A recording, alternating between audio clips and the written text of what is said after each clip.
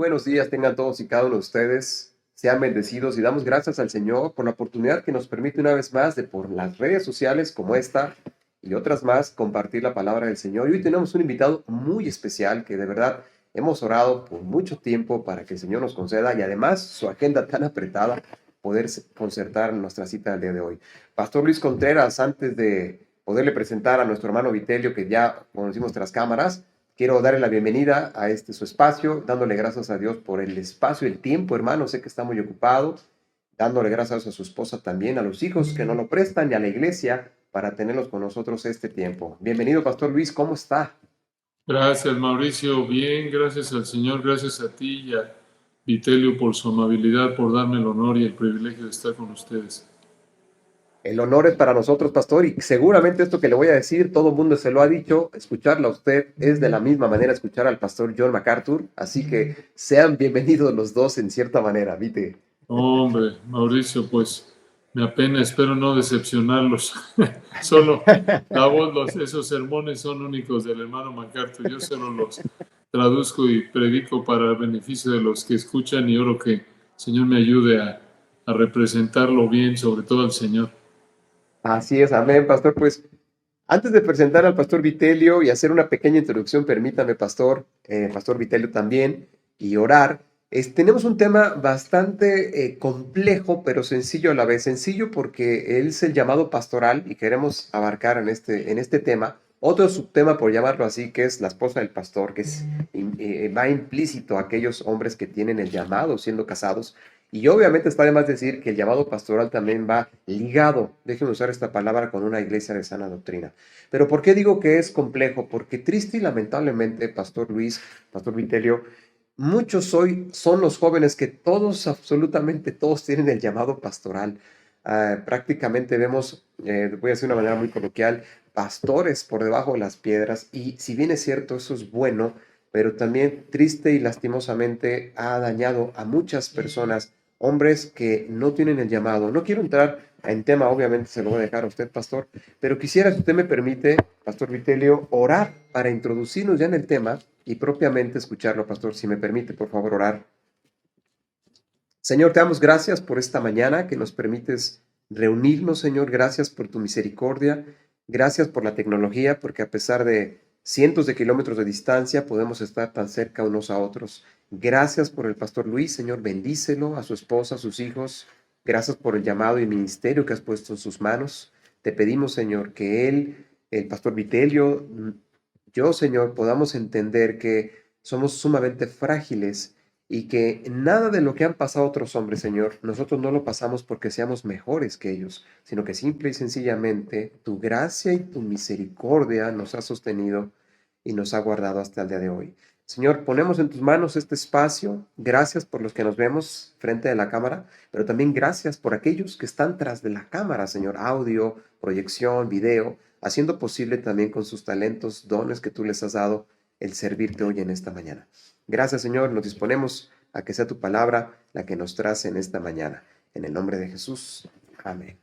Nuevamente, Pastor Luis, sea bienvenido. Pastor Vitelio, ¿cómo estás, hermano? Bienvenido. Mauricio, muy buenos días. Pastor Luis Contreras, muchísimas gracias por aceptar esta invitación. Sea usted bienvenido a la Iglesia Bíblica El Sembrador Así es. y a la Iglesia de Vida Nueva aquí en Cuernavaca, Morelos. Es un honor y un gusto tenerlo, Pastor. Muchas gracias por acceder a esta petición de tener una charla con usted. Gracias, Vitelio, igualmente.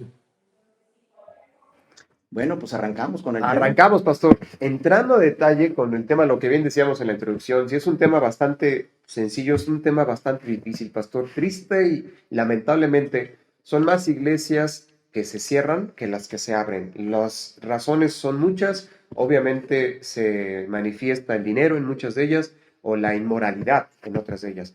Pero para no llegar ahí, pastor, el llamado pastoral.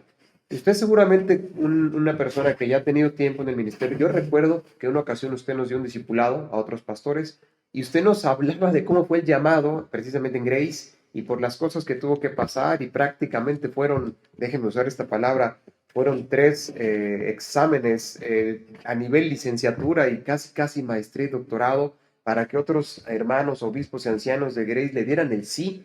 Recuerdo que usted inclusive nos comentó que tenía que grabar una predicación en un cassette, todavía los cassettes, para darle visto bueno a los ancianos y a los hermanos y pasar por ciertos filtros. Hoy, pastor, tenemos una situación complicada. ¿Cómo sabemos cuando realmente alguien tiene llamado pastoral, además de lo que dice la Escritura? Bueno, no es además, es simplemente lo que dice la Escritura, ¿no? Así es. Es todo lo que necesitamos. Cuando vemos ahí, y aquí estoy viendo mi Biblia, 1 Timoteo 3, 1 al 7, en resumen, aquí en 1 Timoteo tienes las marcas o indicadores para determinar si alguien ha sido llamado por el Señor. Y antes de mencionarlas, recordamos que esto es el resultado de lo que el Espíritu Santo hace en una persona, en un hombre que ha llamado al pastorado. Por eso Pablo dijo ahí en Hechos 20, cuando se estaba despidiendo de los ancianos efesios, les dijo en Hechos 20, 28, por tanto, mirad por vosotros y por todo el rebaño que el Espíritu Santo os ha puesto por obispos. Y la palabra obispo se refiere a pastores. Obispos, pastores, ancianos, se refiere al mismo grupo de hombres que Dios ha diseñado para liderar una congregación local, vistos desde diferentes ángulos, ¿no? Pero para identificar en nuestra época cómo el Espíritu Santo pone a un hombre como parte de un consejo pastoral en una iglesia local, lo vemos en 1 Timoteo, por ejemplo, 3, Tito, pero 1 Timoteo vemos ahí en el 3.1, recuerdan, primero hay un elemento subjetivo, y esto se ve en el deseo que el hombre tiene, por eso dice el 3.1, palabra fiel, si alguno anhela obispado, buena obra desea, y habla de un deseo intenso, un anhelo. Entonces, esto da por sentado que el hombre está caminando en obediencia. Primero, da por sentado que es regenerado, y 2, que está caminando en obediencia como patrón de vida, y 3, el Espíritu Santo va a colocar este deseo en él y va a anhelar el obispado, esto es el pastorado, va a anhelar ser pastor. Si realmente el Espíritu Santo está llamando a un hombre al pastorado, va a tener ese deseo que indica 3.1 y va a estar respaldado por un elemento objetivo. Esto es no solo el deseo, sino también un elemento objetivo, como lo vemos ahí en el 3.2 al 7. Va a ser irreprensible, en resumen, como lo dice el 3.2. Irreprensible no quiere ser perfecto, sino solo el Señor Jesucristo podría servir como pastor. Él es el príncipe de los pastores. Irreprensible quiere decir que no hay nada de lo que pueda ser acusado. Y una ilustración de ser irreprensible lo vemos ahí en Filipenses 3, cuando Pablo habla, Filipenses 3, 17, dice, hermanos, sed imitadores de mí y mirad a los que así se conducen según el ejemplo que tenéis en nosotros. Entonces Pablo ahí muestra que él estaba siendo un ejemplo para los filipenses, anima a los filipenses a imitarlo a él, pero también a los que también se conducen según el ejemplo que Pablo ponía. ¿Qué ejemplo seguía Pablo? Recuerdan 1 Corintios 11:1, sed imitadores de mí, así como yo de Cristo. Pero incluso ahí en Filipenses 3:17, versículos antes de decir sed imitadores de mí, él reconoció que no era perfecto. Recuerdan en el 3:12 dijo, no que lo haya alcanzado ya ni que ya sea perfecto, sino que prosigo. Y a lo que proseguía, dice ahí en el 3:14, prosigo a la meta, al premio del supremo llamamiento de Dios en Cristo Jesús. En otras palabras, Pablo reconoció que no era perfecto, que su obediencia no era perfecta, que no había alcanzado el máximo nivel de madurez espiritual, pero la constante, la dirección en su vida, el objetivo en su vida, era el premio del supremo llamamiento de Dios en Cristo Jesús, que quiere decir la semejanza a Cristo. Entonces, alguien que es irreprensible es alguien cuya vida se caracteriza porque está persiguiendo la semejanza a Cristo. La dirección de su vida, la constante en su vida es que está buscando pensar, actuar, hablar como el Señor Jesucristo. Podemos decir desde ese punto de vista que eso es irreprensible. Y regresando al tema del llamado pastoral, Está entonces, por un lado, 3.1, el elemento subjetivo, hay un anhelo fuerte en el hombre por ser pastor, pero 3.2 al 7 de 1 de Timoteo, ese elemento objetivo va de la mano con ese elemento subjetivo, esto es, está el anhelo, 1 Timoteo 3.1, y 3.2 al 7, respaldado por una vida irreprensible. Muy importante esto. ¿Cómo se ve irreprensible? Ahí está en el 3.2 al 7, tiene que ser marido de una sola mujer, esto es sexualmente puro. En general, si no es casado, no lo descalifica, como Pablo, como Timoteo fueron solteros y ejercieron en diferentes puntos de sus ministerios una función pastoral. Y sigue, ¿no? Sobrio, prudente, decoroso, hospedador. Viene una lista de virtudes que cubren, como alguien dijo, la vida personal, la vida familiar, la vida pública, la vida de madurez espiritual. Y ahí en el 3.2, de todos los requisitos que incluye bajo ser irreprensible, el único que tiene que ver con la función es apto para enseñar. Tiene que tener la capacidad de explicar la palabra de Dios. Tiene que tener cierto nivel de entendimiento de la palabra de Dios para que, como dice Tito 1 en el pasaje paralelo de los requisitos de los ancianos, tiene que ser Tito 1.9, retenedor de la palabra fiel tal como ha sido enseñada, para que también pueda exhortar con sana enseñanza y convencer a los que contradicen. Ahora, regresando a tu pregunta, Mauricio, nos metemos en problemas como en todo por una falta de comprensión y o sumisión a la Escritura.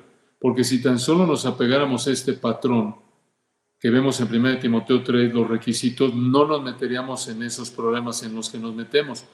Si tenemos un hombre que anhela obispado y que es respaldado ese deseo porque es un hombre irreprensible en las áreas que marca aquí 1 Timoteo 3, y algo importante, esa confirmación de que el hombre está calificado, de que es irreprensible, la va a mostrar la congregación representada por los pastores. Esto lo vemos ilustrado ahí en 1 de Timoteo, cuando Pablo le dijo a Timoteo, 1 Timoteo 1:18, conforme a las profecías que se hicieron antes en cuanto a ti. Ahí hay un elemento colectivo.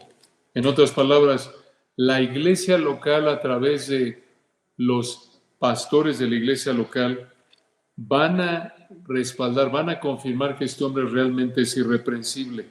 Por eso también en el 4:14 de 1 Timoteo dice, no descuides el don que hay en ti, que te fue dado mediante profecía con la imposición de las manos del presbiterio.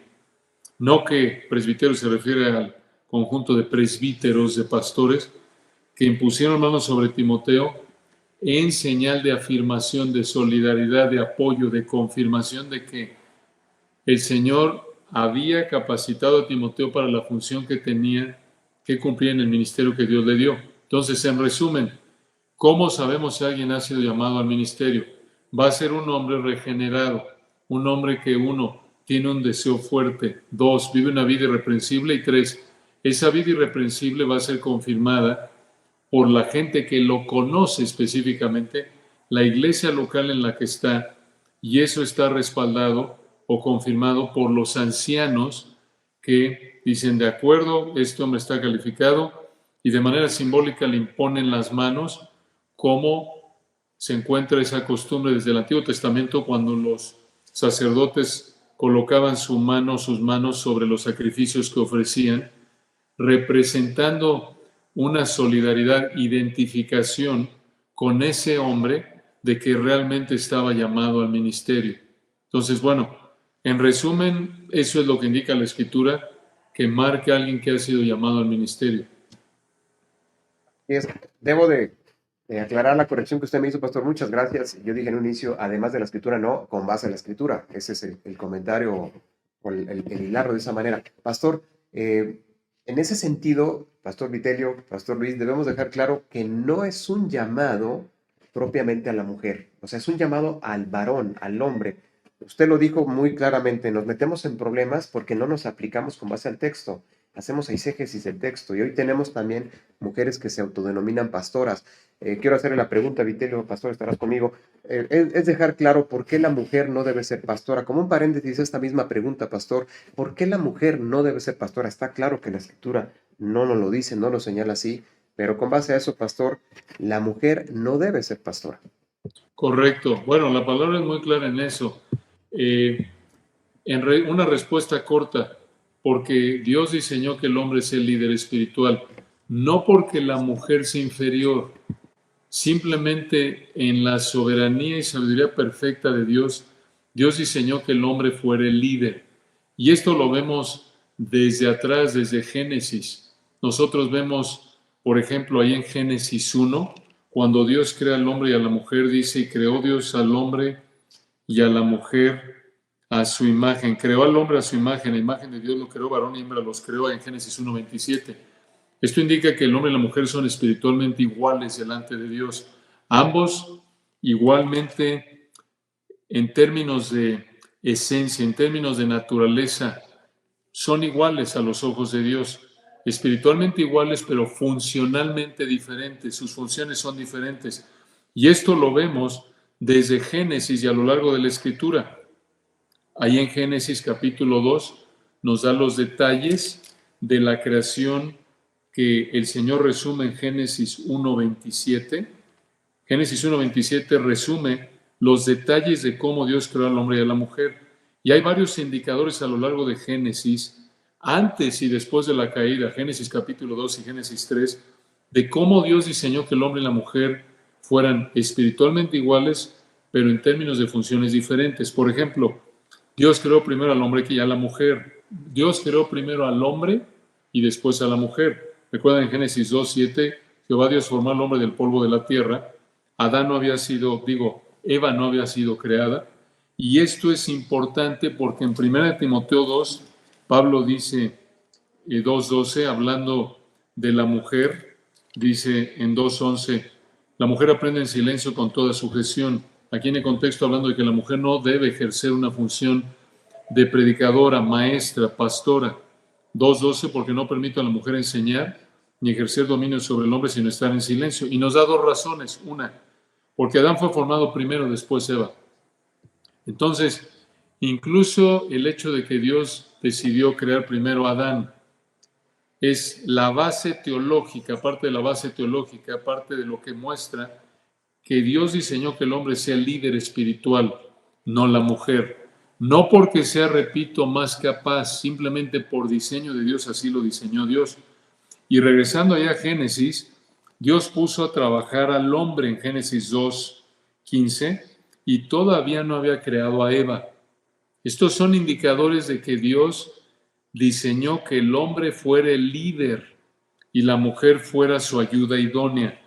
Allí en Génesis 2:16, recuerdan, mandó Jehová Dios al hombre y le dio el mandato: de todo árbol del huerto podrás comer, mas del árbol de la ciencia y del bien y del mal no comerás. Le dio el mandato a él, siendo de esta manera mostrando que era el líder espiritual. Eva todavía no había sido formada. Después, allí en Génesis 2:19, recuerdan que Dios trajo toda bestia del campo, toda ave, las trajo a Adán para que viese cómo las había de llamar, y todo lo que Adán llamó a los animales vivientes, ese fue su nombre. Génesis 2:20, puso Adán nombre a toda bestia, y recuerdan, mas para Adán no se halló ayuda idónea para él. Esto es muy importante porque hasta aquí, este punto de Génesis, el único que llama cosas en Génesis es Dios. Por ejemplo, dijo Dios sea la luz y fue la luz, y llamó Dios a la luz día. El hecho de que Adán nombrara a los animales cuando Eva ni siquiera había sido creada, refleja que Dios le delegó autoridad a Adán como líder, y por eso Adán nombró a los animales sin que estuviera Eva. Y ya cuando llegamos a Génesis 2:21, Dios crea a Eva y la crea con la función, dice Génesis 2:18, el propósito de que fuera ayuda idónea. Muy importante eso, quiere decir su contraparte, apoyo, ayuda. No podía Adán cumplir con ese mandato, recuerdan, de fructificar y multiplicarse del capítulo 1. Recuerden, en el capítulo 1 28, Dios bendijo a Adán y Eva, a los dos les dijo: fructificad, multiplicaos, debían llenar la tierra, enseñorearse de la creación, esto es, liderar sobre la creación. Eso Dios se lo mandó a Adán y Eva. En ese sentido, ambos tenían que cumplir con ese mandato. No podía hacerlo solo. Adán no podía multiplicarse sin la ayuda de Eva. Por eso ya cuando vemos los detalles en Génesis 2, Dios entonces ya trae a Eva, a Adán, y ya que creó a Eva, Génesis 2, 22, dijo entonces Adán: esto es ahora hueso de mis huesos y carne de mi carne, esta será llamada varona. Así como Adán le puso nombre a los animales en Génesis 2, 19 y 20, así también él le puso nombre a Eva, mostrando su autoridad dada por Dios, delegada por Dios sobre Eva. Ahora, recordemos que aquí todavía no ha entrado el pecado al universo, todavía no ha entrado el pecado a la humanidad, y por lo tanto esto muestra que la diferencia en funciones, el hecho de que fuera el líder Adán y Eva su ayuda idónea, no fue consecuencia del pecado, fue el diseño de Dios para ellos, y por lo tanto, como en este punto todavía no habían pecado, por eso dice Génesis 2:25, estaban ambos desnudos, Adán y su mujer no se avergonzaban porque no había pecado en ellos aún. Esto indica que Adán ejerció este liderazgo de manera perfecta. Así, una probada: maridos, amad a vuestras mujeres como Cristo amó a la iglesia. Habría sido un hombre considerado, amoroso con Eva, no habría sido un tirano. Vemos estas manifestaciones de liderazgo, habría sido una delicia para Eva someterse a él. Ella se habría sometido de manera perfecta. Incluso cuando Dios dijo en Génesis 2:24, por tanto dejará el hombre a su padre y a su madre y se unirá a su mujer, serán una sola carne. Cuando dice dejará el hombre a su padre y a su madre, obviamente esto se aplica también a la mujer más adelante. Este versículo se repite en el Nuevo Testamento varias veces, se aplica a nosotros. Pero el hecho de que diga, dejará el hombre a su padre y a su madre, se unirá a su mujer, vuelve a apuntar en el contexto que Adán era el líder. Y ya después de que pecan Adán y Eva, Génesis 3, de hecho en la médula de la caída, vemos una inversión de funciones, porque en Génesis 2 vemos la autoridad de Dios sobre Adán, que le dio el mandato, y luego Adán sobre Eva, y ambos, Adán y Eva, sobre la creación. Pero en Génesis 3, en la médula de la caída, vemos una inversión de funciones corrompida por Satanás, y lo que sucede en la caída, vemos que Satanás lidera, y eso representa a la creación sobre la cual debían haber estado gobernando Adán y Eva, como el Señor se los mandó en Génesis 1:28, pero hay una reversión de funciones, una corrupción del diseño de Dios, porque ahora tenemos a Satanás poseyendo esa serpiente o manifestándose en forma de serpiente, representando la creación. Está la creación, luego encima está Satanás, Eva, Adán, y abajo Dios, porque desobedecieron a Dios. Totalmente lo opuesto de Génesis 2. Y ya que pecan, en lugar de que Eva de nuevo siguiera a Adán, Adán sigue a Eva, y cuando Eva peca, nada cambia. Nos dice Génesis 3:6 que ella tomó de su fruto y comió, y dio también a su marido, el cual comió así como ella. Génesis 3:7. Entonces fueron abiertos los ojos de ambos. Muy importante esto, como alguien dijo, cuando Eva pecó, nada cambió, pero cuando Adán pecó, todo cambió. ¿Por qué? Porque Adán era el líder. Adán era el hombre que era el que había puesto Dios como el líder, y esto lo confirma Romanos 5:12. Por tanto, como el pecado entró en el mundo por un hombre. ¿Por qué dice eso? ¿Por qué no dice por una mujer cuando Adán pecó después de Eva? Eva fue la primera en que pecó. ¿Por qué entonces dice Romanos 5:12 que el pecado entró en el mundo por un hombre? Porque el hombre fue aquel a quien Dios había delegado, diseñado que fuera el líder espiritual. Y por eso él fue el responsable primordial como el representante de la humanidad, el líder de Eva.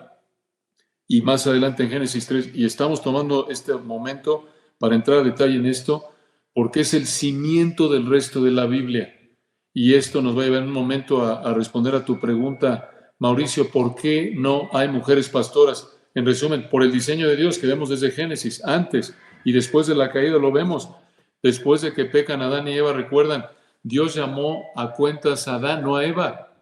Primero dijo, ¿dónde estás tú? Hablándole a Adán.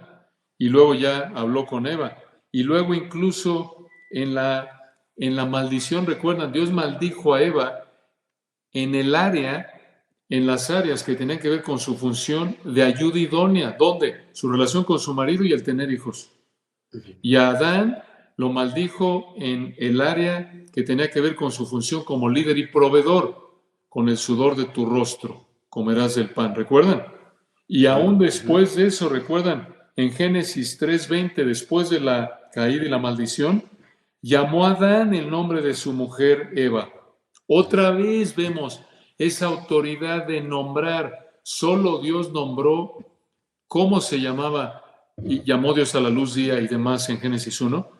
Y la misma autoridad que Dios le delegó a Adán, que vimos en Génesis 2 antes de la caída, la seguimos viendo después de la caída y así a lo largo de la Biblia.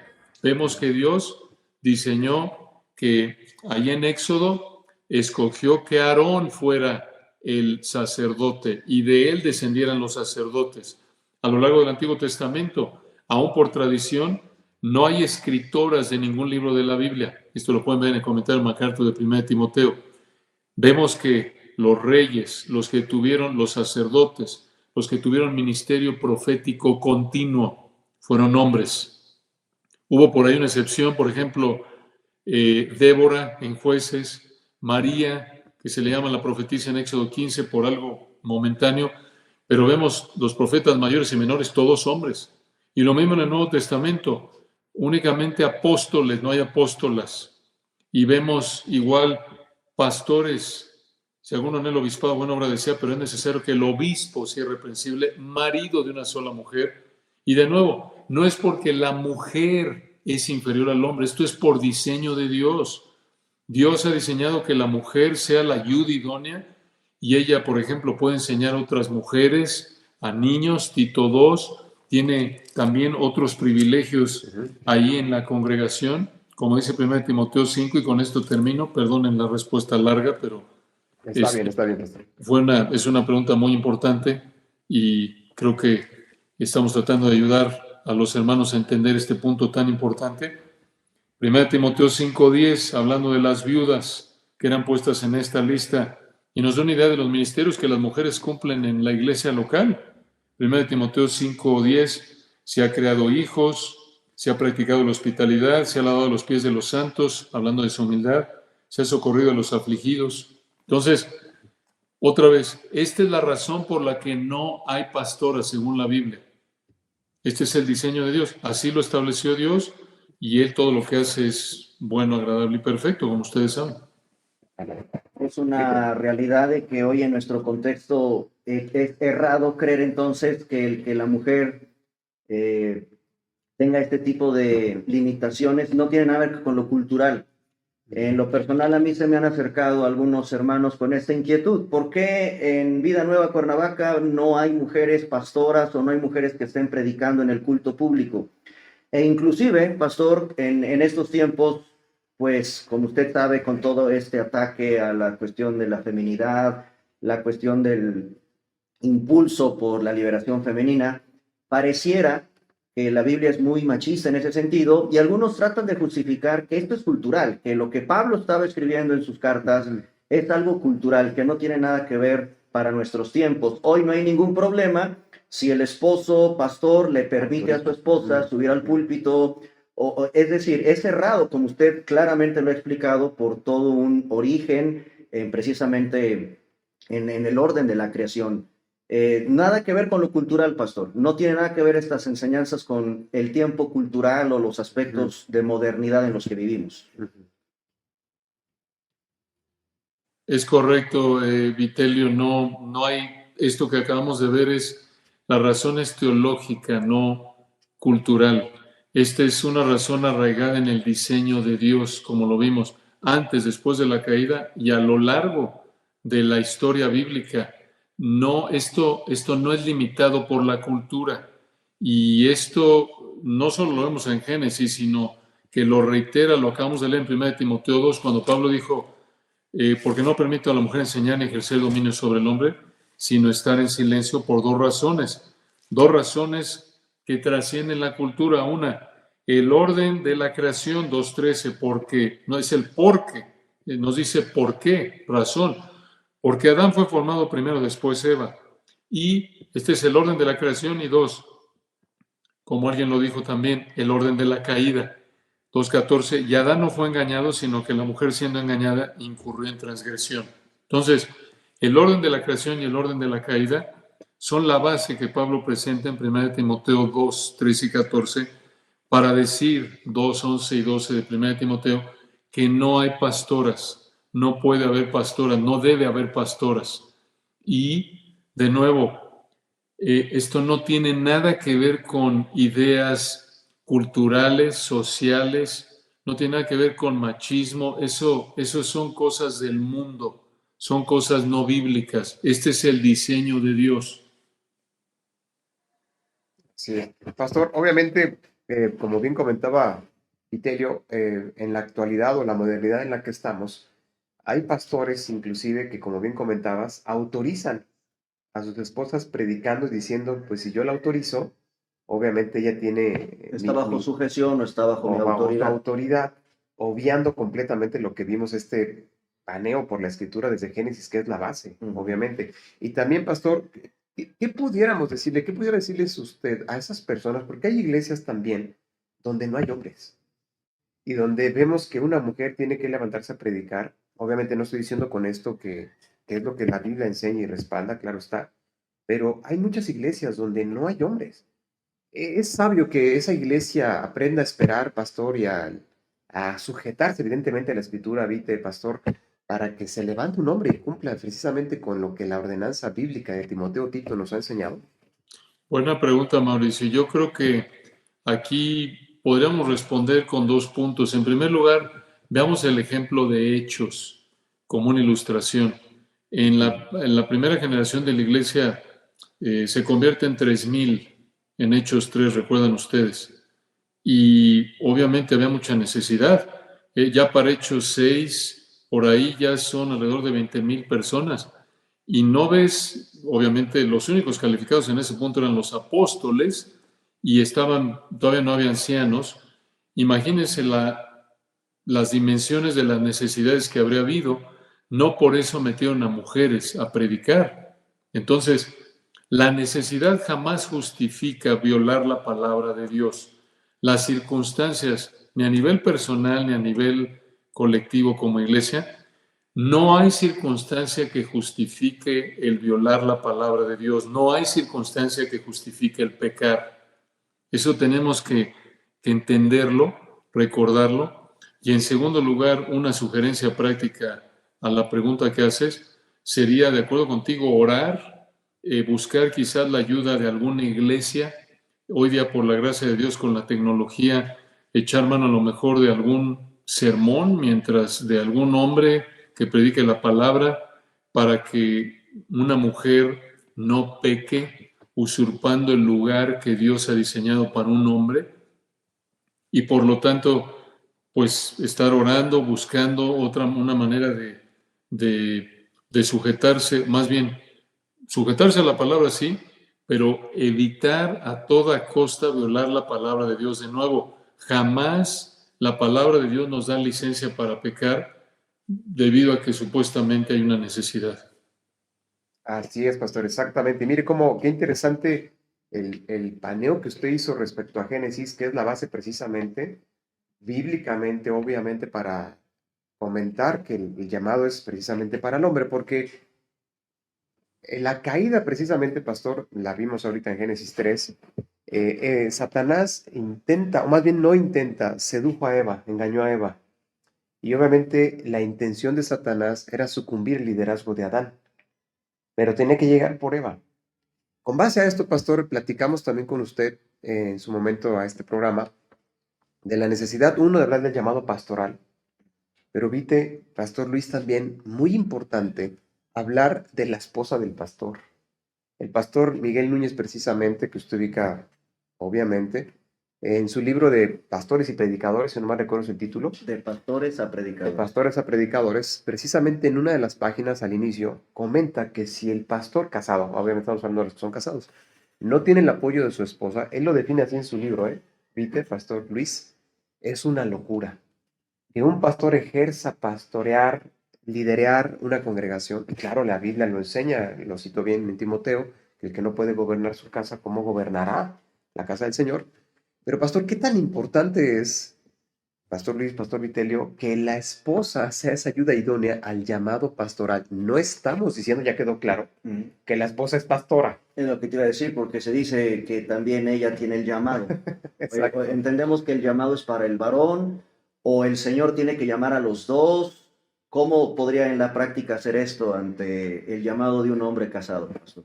Bueno, lo acabas de decir, Vitelio, y lo dijimos al principio, si alguno anhela obispado, en ningún lugar en la Escritura dice que cuando Dios llama a un hombre a ser pastor, llama a los dos en el sentido como tú lo dijiste, de que los dos van a ser pastores, los dos van a ser predicadores, los dos van a cumplir con la responsabilidad de cuidar a la iglesia. No es así. El llamado al pastorado es para el hombre y la mujer es su ayuda idónea. Ahora, hay que aclarar eso. Cuando hablamos de ayuda idónea, se refiere a que tiene que ser amar a su marido, sus hijos, su casa, como dice Tito 2, ¿no? Eso es ser ayuda idónea. Entonces, Dios llama a una mujer que obviamente Dios no la ha llamado a ser soltera, se casa, y su responsabilidad primordial es cuidar de su marido, sus hijos, su casa. No importa si el marido es pastor, mecánico, abogado o lo que sea. La función de la mujer no cambia porque el trabajo del marido cambia. Y esto sería prácticamente lo que enseña la Biblia. Ahora, cuando hablamos del pastorado, es lo mismo desde ese punto de vista. No cambia la función de la mujer. Ahora, que pueda haber retos en términos prácticos por el tipo de trabajo que tenga su marido, se entiende. Se entiende que si una mujer es esposa de un militar, un hombre que esté en el ejército, o un piloto de avión, o un médico, quizás por el riesgo que implica ciertos trabajos, las demandas laborales, presidente, un hombre de negocios de cierto nivel, obviamente pues va a impactar a la esposa por la carga de trabajo que va a tener si el marido, por ejemplo, es, de nuevo, alguien con más responsabilidad en una compañía que alguien que es un contador de un nivel no tan alto, pues obviamente las horas de trabajo, las responsabilidades, a lo mejor tiene que viajar el marido. Y esto lo menciono porque también a nivel pastoral eso llega a pasar, ¿no? Que hay demandas, es una carga fuerte. En el pastorado se solapa la vida personal con el trabajo, muchas veces se borra la línea, pues porque el trabajo del pastor es la gente, ¿no? Gente a la que ama, se entrega y como lo vemos con Pablo también, 2 Corintios, aquellos a los que ama muchas veces lo traicionan y eso impacta a la esposa también. Y no es tan fácil separar el trabajo de la vida personal como por ejemplo en otro tipo de trabajo, ¿no? Donde se acabó ya, voy a la oficina, trabajo y ya no veo a mis compañeros de trabajo, ¿no? Se acabó, lo separo. Pero en la vida del pastor pues es diferente porque pues su vida son las ovejas y las ama y bueno, muchas veces por amar a las ovejas, esas ovejas otra vez, 2 Corintios, responden de manera pecaminosa, pues porque somos todos pecadores, incluyendo los pastores, ¿no? Entonces, eso impacta a la esposa. Entonces, muchas veces eso hace que una mujer, cuando se entera, por ejemplo, de que el pastor, que su esposo quiere ser pastor, diga, yo no quiero entrar a eso, yo no quiero eso, quizás por experiencias que han tenido, que han visto. Y en esa situación, ahí es donde recomendaríamos que si la mujer no respalda al pastor, que no se meta al ministerio. Porque, en primer lugar, por lo menos 2 razones, ¿no? Una, Dios llama al hombre a amar a su mujer como Cristo amó a la iglesia. Dios llama al hombre una manera en la que se ve eso, 1 Timoteo 3:7, es que eso implica que coloca los deseos de su esposa antes que los suyos. Vive con ella sabiamente, dándonos a la mujer como vaso más frágil. Y en ese punto, si la mujer no está cómoda, aconsejaremos a la luz de Efesios 5, que la ame como Cristo amó a la iglesia, que la trate con consideración como Cristo amó a la iglesia. 1 Pedro 3, viviendo con ella sabiamente. Si no tiene el apoyo de su esposa, que no la force, no se lo imponga. No solo para ser pastor, sino cualquier decisión de cierta magnitud, ¿no? El consejo sería: coloca los deseos de tu esposa antes que los tuyos. Esa es una implicación de amar a tu esposa como Cristo amó a la iglesia. Colocar sus deseos, sus anhelos, antes que los tuyos como esposo. Y si Dios te quiere en el pastorado, orar que Dios cambie el corazón de tu esposa para que te respalde. Porque si no, segundo lugar, por lo menos una segunda razón por la que no aconsejaríamos a un hombre que se meta al pastorado sin el apoyo de su esposa, va a ser una lucha interna a nivel familiar, y eso va a llevar también, puede contribuir a que se deteriore su matrimonio, obviamente por la presión del ministerio, y eso va a llevar también a que en primer lugar le pueda llevar a problemas matrimoniales, pero también puede afectar a la iglesia, porque la iglesia no va a ver gozo en la esposa, puede llegar a quedar descalificado si la esposa no está ahí sometiéndose al marido, a que termine siendo descalificado, como decías tú, Mauricio, hace un momento, a mostrar que no gobierna bien su propia casa. Entonces, ahí lo recomendable sería decirle: mira, si no tienes el apoyo de tu esposa, no entres, porque tienes el deber como marido de pensar en sus deseos primero antes que en los tuyos, y dos, primero por amor a tu esposa, y dos, por amor a la iglesia también, porque si tu esposa no te apoya, va a afectar a la iglesia, testimonio, puedes quedar descalificado, va a ser un pésimo ejemplo para el resto de las mujeres en la iglesia, y en lugar de que sea un gozo para ti, para tu esposa y el resto de la iglesia, va a ser una carga y puede traer otro tipo de problemas, ¿no? Entonces, eso es lo que recomendaríamos.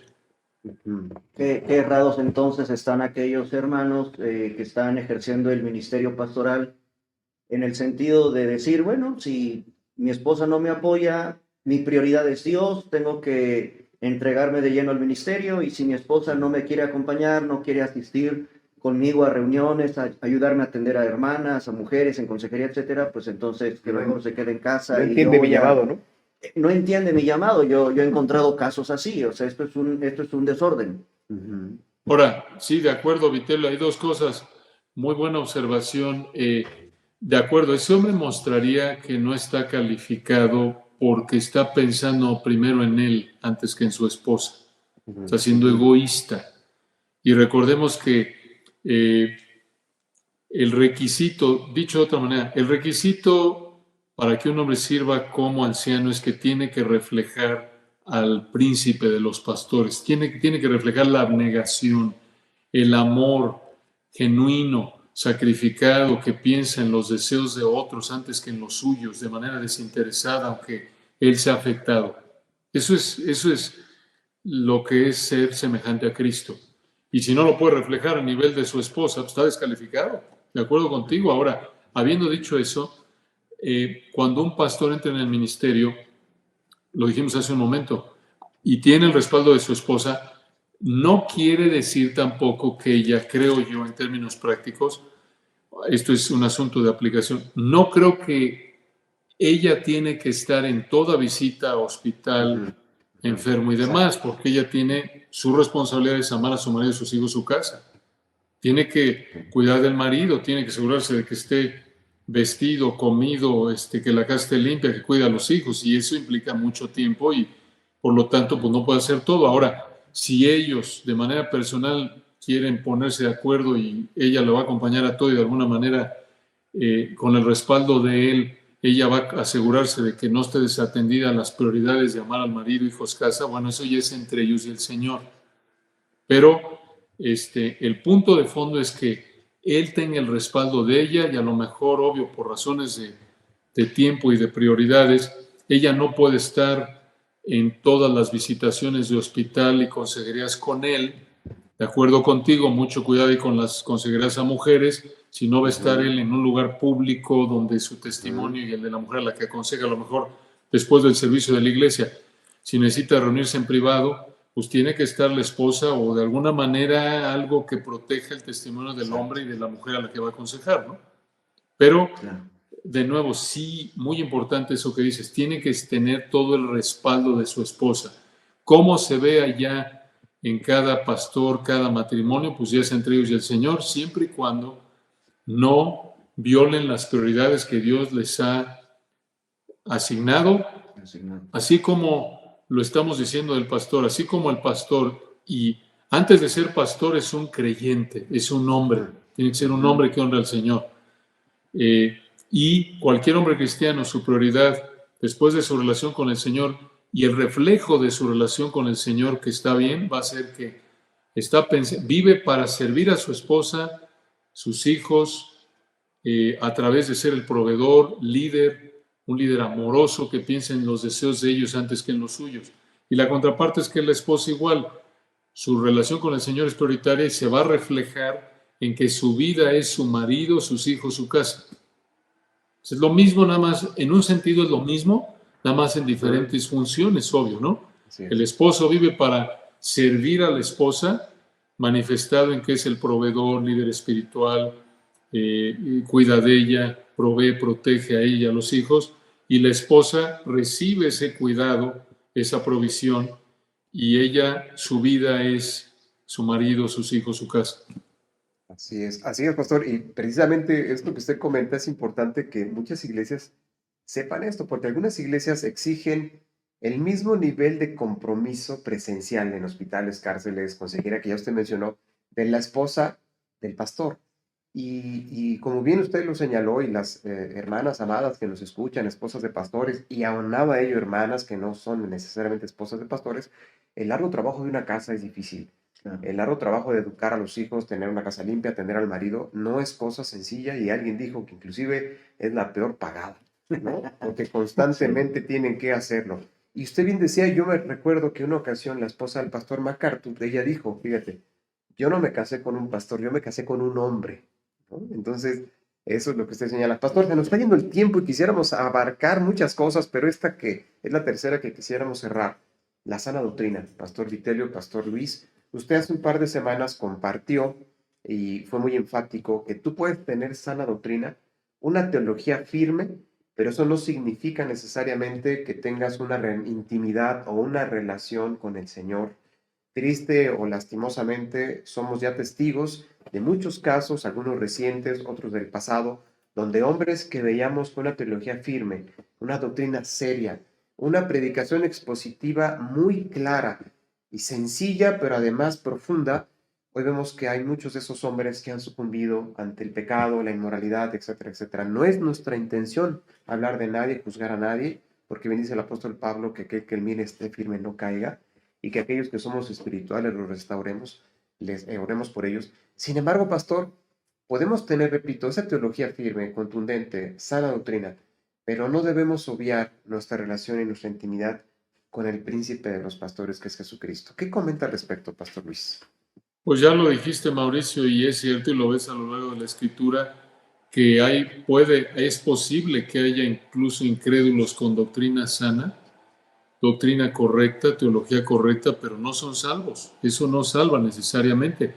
Y por otro lado, también, obvio, es indispensable la doctrina sana a nivel medular del Evangelio para ser salvo, y es la base de una vida santa para todo creyente.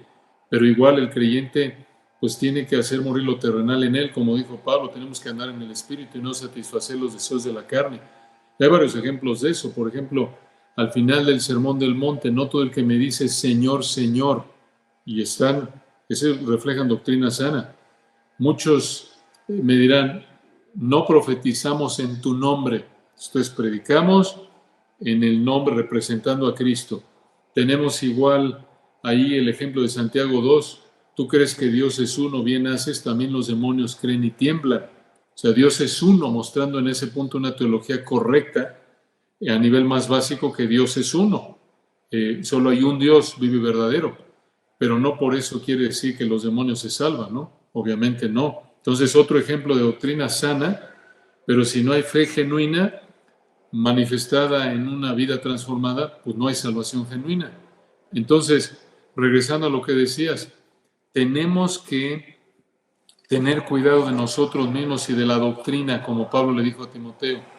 Allí en 1 Timoteo 4:16, ten cuidado de ti mismo y de la doctrina, persiste en ello. Entonces, hay llamado tras llamado en la Escritura que es cierto, la salvación es únicamente por gracia, y esa salvación por gracia únicamente, por fe arrepentida únicamente en Cristo únicamente, se manifiesta en una vida transformada. Incluso en Efesios 2, recuerdan, por gracia sois salvos por medio de la fe, y esto no de vosotros, pues es don de Dios, no por obras para que nadie se gloríe. Y luego dice, porque somos hechura suya, creados en Cristo Jesús para buenas obras. Y entonces no podemos hacer un lado de esos llamados a ser santos como yo soy santo. 2 Corintios 7:1, tenemos que limpiarnos de toda contaminación de carne y de espíritu, perfeccionando la santidad.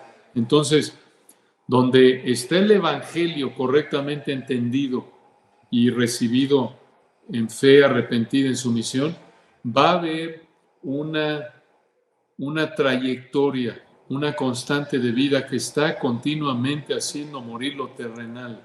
Es una lucha continua contra nuestro pecado, es el estar continuamente escogiendo someternos a la palabra y de esta manera andar en el Espíritu. Eso es lo que significa andar en el Espíritu, es someterse a la palabra y no satisfacer los deseos de la carne. De lo contrario, podemos terminar como David. Tú ya citaste tristemente algún ejemplo de manera general, pero David era un creyente genuino. En 2 de Samuel, capítulo 11, había escrito salmos, bendecido, un hombre conforme al corazón de Dios, pero en lugar de haber huido de la tentación, se dio a la tentación con Betsabé y hasta mató a Urías para tapar su pecado. Y bueno, sí, el Señor lo perdonó cuando confesó su pecado, 2 de Samuel 12, pero vivió bajo el juicio de disciplina de parte de Dios porque se le había dado mucho, y al que mucho se le da, mucho se le pedirá. Hay una aplicación de eso, y el resto de su vida fue un hombre bajo la disciplina de Dios por lo que hizo, siendo un hombre con tanto privilegio, tan visible, pecó de una manera tan visible, y Dios también, para proteger su gloria, la gloria de Dios, lo disciplinó de una manera tan fuerte y tan visible, lo cual debe ser una advertencia para nosotros, ¿no? Como dice Hebreos, ¿no? Recibiendo un reino inconmovible, tengamos gratitud y mediante ella sirvamos a Dios con temor y temblor, porque nuestro Dios es fuego consumidor, ¿no? Porque entonces eso nos debe infundir un temor saludable. No queremos abusar de su tiempo, pastor. En verdad, quisiéramos otra oportunidad de platicar con usted. Estoy leyendo rápidamente los aspectos de los requisitos de Primera de Timoteo 3, y si me permitiera nada más en una última observación, el versículo 6 me llama la atención porque Pablo dice, no un neófito, para que no se envanezca y caiga en condenación del diablo. ¿Quién es un neófito, pastor? ¿Por qué existe esta prohibición tan clara? Pero además lo ligan con la condenación del diablo. Es decir, pareciera que se trata del mismo pecado que hizo que el diablo cayera. ¿Quién es ese neófito, pastor, que el apóstol Pablo, bajo la inspiración del Espíritu Santo, prohíbe que sea pastor? Buena pregunta, Vitelio. Ahí se refiere, la palabra en el original se refiere a alguien que está recientemente plantado, se refiere a un nuevo convertido. Y lo que está diciendo ahí Pablo es que no nombres como pastor a alguien que es recién convertido, porque si no se ve tentado a ensoberbecerse y por lo tanto pecar de soberbia, igual que pecó de soberbia Satanás queriendo ser igual a Dios. Entonces, y obvio exponiéndose al juicio de Dios también, ¿no? Como Satanás fue juzgado. Entonces, ahí el punto es que no debe ser alguien que sea espiritualmente inmaduro. Ahora, aquí una sugerencia de aplicación sería una implicación, como alguien dijo, la madurez espiritual de este hombre tiene que ser proporcional a la madurez espiritual de la congregación donde va a servir como uno de los pastores. Porque a lo mejor en una congregación él es el más maduro espiritualmente, o de los más maduros, un grupo de hombres ahí, y bueno, están bien ahí, pero a lo mejor en otra congregación no deben servir porque es una congregación con mayor madurez espiritual y él no da el ancho, por así decirlo. Sí, Ok, así es. pues bueno, tanto que hay que platicar del llamado pastoral, son muchísimas cosas, porque incluso, Mauricio, Pastor Luis, en el contexto latinoamericano, en México, ¿qué hacemos con el sueldo del pastor? ¿Cuánto debe de ganar un pastor? ¿Qué prestaciones debe de tener un pastor? ¿Tiene derecho a un aguinaldo ahora que estamos en estas fechas decembrinas? ¿Tu hijo puede ser Oye, pastor? y su El hijo del pastor hijo, tiene el llamado. hijo, el bisnieto, el tataranieto, pero más allá de eso, incluso también yo quisiera en cosas tan prácticas como y el seguro social o tus prestaciones, es válido tener un derecho al crédito de vivienda, porque en México pareciera, pastor, y usted me entiende, usted que pastoreó tanto allá en Estados Unidos, en México tenemos la idea de que el pastor pues es pobre y vive pues de lo que ahí se recoja domingo a domingo, pero imagínese de aquí a obtener una casa o olvídese del aguinaldo o de tener seguro social como cualquier trabajador en una empresa. Son tantos temas, pastor, que pues no sé si nos pudiera regalar unos minutos, porque a mí me encantaría escuchar por la experiencia que tiene usted, tanto pastorear en iglesias tan hermosas. ¿Qué consejo dar a estos pastores en este contexto en México, para ser claros? Que no tenemos como que esta idea de lo que implica la labor tan noble y tan hermosa del pastor. El audio, pastor, está Perdón. gracias. Muy buena pregunta, Vitelio. Yo te diría dos cosas, tratando de resumir este tema tan importante. Uno, desde el punto de vista de la congregación, debe haber un anhelo por cuidar de sus pastores de manera agradecida, amorosa, generosa, remunerarlos de manera generosa, conforme a su capacidad, conforme a su conciencia. Esto lo vemos en 1 Timoteo 5:17, que dice, y 18, recuerdan, los ancianos que gobiernan bien sean tenidos por dignos de doble honor, y el doble honor se refiere ya a remuneración económica generosa, mayormente los que trabajan en predicar y enseñar, porque la Escritura dice, no pondrás bozal al buey que trilla y digno es el obrero de su salario. Eso es desde el punto de vista de la congregación. Ahora, dos, desde el punto de vista del pastor. Y al decir eso, antes de que pase al dos, yo creo que conforme a lo mejor de su capacidad, una iglesia debe buscar proveer a esos ancianos que, como dice 1 Timoteo 5:17, están dedicados a la predicación, la enseñanza, el cuidado pastoral, podríamos incluirlo ahí, proveerles de tal manera que puedan estar libres de preocupación para que puedan dedicarse, entregarse a cuidar, a servir al Señor, a la congregación, como el Señor lo manda ahí. Si les pueden proveer todo lo que dijiste, seguro social y demás, excelente. Creo que es una expresión de amor y gratitud que Dios honra, Dios anhela hacia los pastores de una congregación. Habiendo dicho eso, en segundo lugar, Pablo en 1 Corintios 9 dice que los que predican el Evangelio vivan del Evangelio. El recibir alguna remuneración, sea una ofrenda, sea un sueldo de tiempo completo, lo que sea, es un derecho que Dios da a los que predican el Evangelio. Ahí podemos incluir a los pastores. Es cierto, pero al mismo tiempo dice ahí, 1 Corintios 9, que Pablo renunció a ese derecho. Y eso en el caso de Corinto no siempre lo hizo, en otros casos recibió ofrendas de otras iglesias, en muchos casos trabajó, ustedes saben, para no cargar a las iglesias que estaba plantando, de las que estaba sirviendo. Y de esa manera también les daba, por un lado, un ejemplo de trabajar duro, como en 1 Tesalonicenses. También evitó poner obstáculo para el evangelio en Corinto por la situación histórica específica. Así no se veía como un mercenario, ¿no?, que estaba tratando de comercializar con el evangelio. Entonces, ahí lo que ves desde el punto de vista del pastor, debe tener la mentalidad de pensar como Cristo, como Pablo. Esto es de manera abnegada. ¿Cómo puedo servir mejor a la iglesia? ¿Qué puedo hacer yo para servir de la mejor manera a la iglesia y al Señor? y quitarnos la mentalidad como pastores de que me deben. Esa es una manera de pensar soberbia, Equivocada. egoísta. Tengo que pensar, ¿cómo puedo yo servir mejor? ¿Cómo puedo yo evitar poner un estorbo para el Evangelio? ¿Cómo puedo evitar ser una carga para la iglesia? Entonces, si por la razón que sea, si una iglesia local no le paga lo que necesita un pastor para vivir, el pastor, en lugar de quejarse, enojarse, amargarse, demandar, creo que la actitud correcta, no creo, la actitud correcta que refleja una manera de pensar semejante a la de Cristo, es decir, ¿sabes qué? Es un privilegio, Pablo lo dijo, soy un vaso de barro.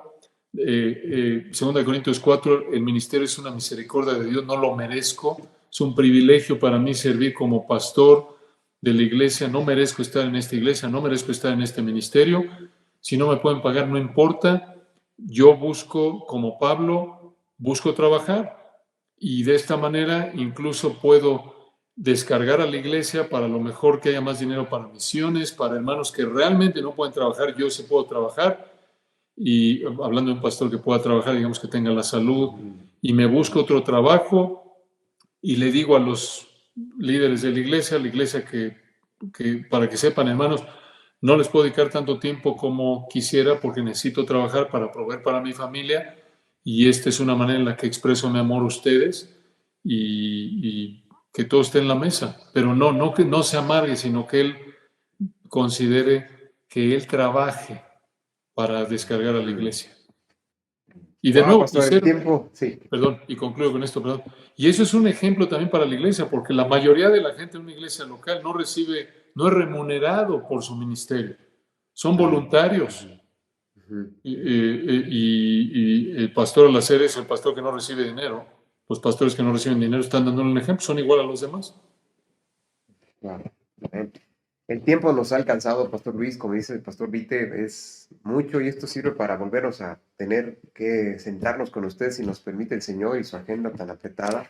Hay muchas preguntas que quedan todavía, pero les repito, va a ser para otro próximo programa, Pastor. Sin embargo, damos gracias al Señor por su vida, por tu vida, Vite, por este espacio. Obviamente, repito, hay muchos temas. No debemos obviar, decía Douglas, un periodista que fue quien nombró precisamente a Spurgeon, famoso predicador, Charles Spurgeon, como el príncipe de los predicadores.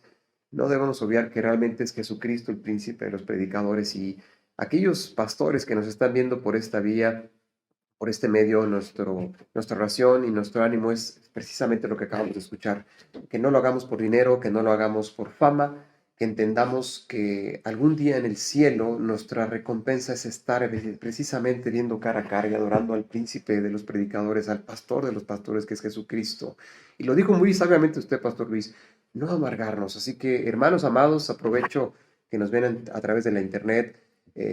Oremos para que el Señor, ninguna raíz de amargura se genere en tu corazón, porque la iglesia es del Señor. Nosotros los pastores amamos la iglesia, Pastor Luis y Pastor Vite, pero Cristo la ama más, porque Él es el pastor de su iglesia. Él ama más la iglesia que lo que podamos amarla nosotros. Pastor Luis, una vez más, muchas gracias por su tiempo. Pastor Vite, fue un placer poder estar con ustedes. Le amamos en Cristo, Pastor. Le damos gracias al Señor por su vida y oramos y damos gracias hasta aquí en México. Sí. Así que haríamos lo posible también por algún día Dios le permita visitarnos aquí en Cuernavaca, tenerlo aquí. Estamos cerquita, Pastor Luis, no estamos tan lejos, en Cuernavaca, de por allá de la Iglesia de la Gracia, ¿eh? Gracias, hermanos, son muy amables igualmente.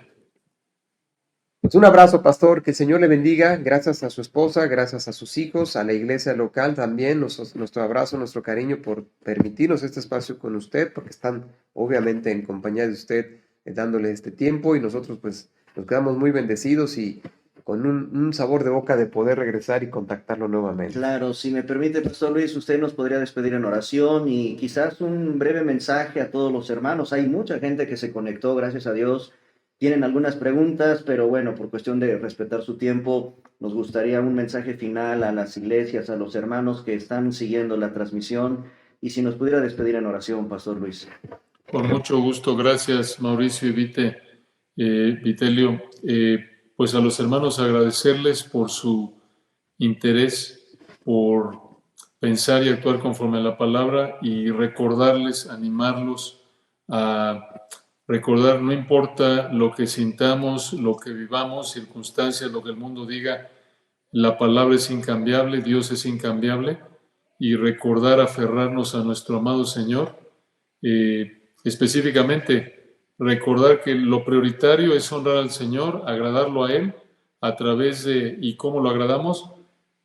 Sabiendo cómo quiere que vivamos, concentrarnos en entender correctamente la palabra, someternos a ella para expresar así nuestra adoración al Señor y poder anunciar las virtudes de aquel que nos llamó de las tinieblas a su luz admirable, a tanta gente que no conoce al Señor y nos da el privilegio de estar donde estemos, México, donde quiera que estemos, es un privilegio, la iglesia en la que estemos, asumiendo que es una iglesia que realmente es parte del cuerpo de Cristo, y que seamos fieles donde el Señor nos haya puesto, por su gracia, ¿no? Entonces oremos. Amén. Padre, gracias por este tiempo, gracias por mis hermanos, mis colegas, Mauricio y Vitelio. Oramos por ellos, por sus iglesias y por tu iglesia, Padre, aquí en México y en el mundo. Te rogamos, Señor, que nos guardes de la tentación. No olvidemos la prioridad que es que la palabra de Cristo mora en abundancia en nosotros para que la preeminencia la tenga en todo Cristo. Que busquemos, Señor, como dijo el salmista, no a nosotros, oh Jehová, sino a tu nombre des gloria. Y que lo hagamos a través de dedicarnos a estar estudiando, proclamando, viviendo tu palabra en el lugar donde nos has colocado, seamos pastores, hombres de negocios, mecánicos, amas de casa, lo que sea. Que seamos fieles, Padre, en perfeccionar la santidad y descansar en ti, en saber que tú cumples tu plan perfecto sin estorbos, y orar que sigas ayudándonos, Señor, a ser fieles donde nos hayas colocado, para poder ser una iglesia pura que proclame tu verdad, tu evangelio, este mundo sin ti.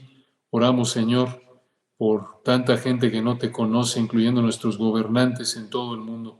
Concédeles oír el evangelio, Padre, anhelamos su salvación para tu gloria. Amén. Amén.